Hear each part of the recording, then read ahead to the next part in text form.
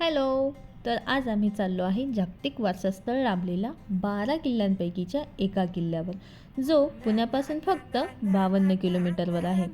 सकाळी सकाळी बॅकपॅक केली, जरुरीच्या वस्तू घेऊन आम्ही निघालो किल्ल्याच्या दिशेने. पण म्हणतात ना, मंजिल से ज़्यादा सफर का मजा लो. सफरचा मजा घेत घेत आम्ही आलो घाटामध्ये. पण संडे असल्यामुळे इथे लागली 1 ते 1.5 किलोमीटरची ट्रॅफिक. तिला पास करून आम्ही पुढे निघालो. तर काही ट्रेकर मंडळी ट्रेक करून येत होती, तर काही ट्रेकसाठी जात होती. घाटातून चालताना निसर्गाच्या या नजाऱ्यांचा आनंद घेत घेत आम्ही पुढे चाललो. पण हो, घाटातून चालताना थोडं जपूनच बरं का. पुढे जाऊन आम्ही पार्किंगसाठी जागा शोधली. सोबत कॅश ठेवायला विसरू नका, रेंज प्रॉब्लेम फार येतो. तर पार्किंग केली. वरती जाण्यासाठी तिकीट काउंटरवरून तिकीट घेतले आणि आम्ही थोड्याशा पायऱ्या चढून वरती पोहोचलो. तिथून हा सुंदर असा पवना लेकचा नजारा बघायला मिळतो. तिथे थोडेसे व्हिडिओज फोटोज काढल्यानंतर आम्ही आलो पुढे. तो गणेश दरवाजा, हा पहिलाच दरवाजा बरं का. तो गणेश दरवाजा पार केला की आपल्याला तिथे जुन्या काळातील ह्या तोफा बघायला मिळतात.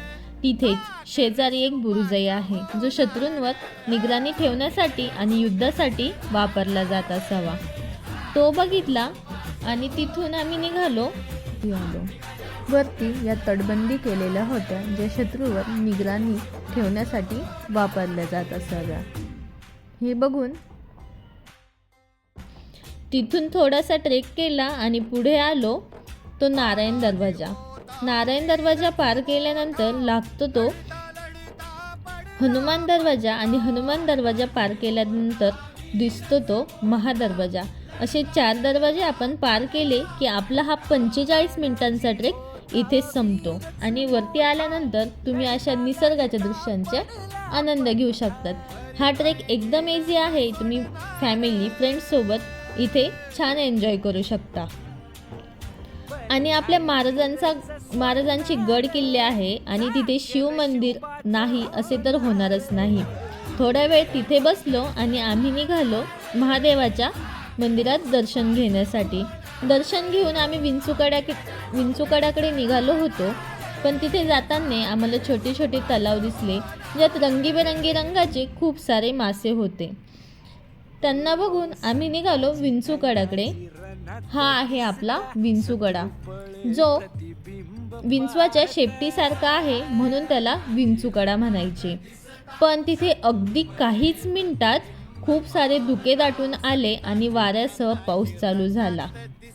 विंचूकड्याकडे पुढे जास्त न जाता आम्ही परतीचा प्रवास चालू केला. जाताना हत्ती तलाव बघितला. तिथेही थोडेसे व्हिडिओज आणि फोटो काढून आम्ही गड उतरायला सुरुवात केली.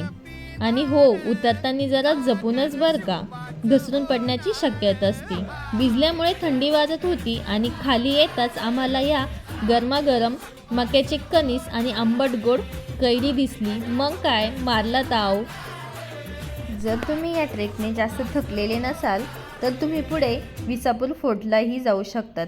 आणि हो, येताना 2 ते 3 धबधबे तर नक्कीच लागतात, तुम्ही तिथेही एन्जॉय करू शकता. तर असा होता आमचा लोहगडचा ट्रेक. कसा वाटला नक्कीच सांगा.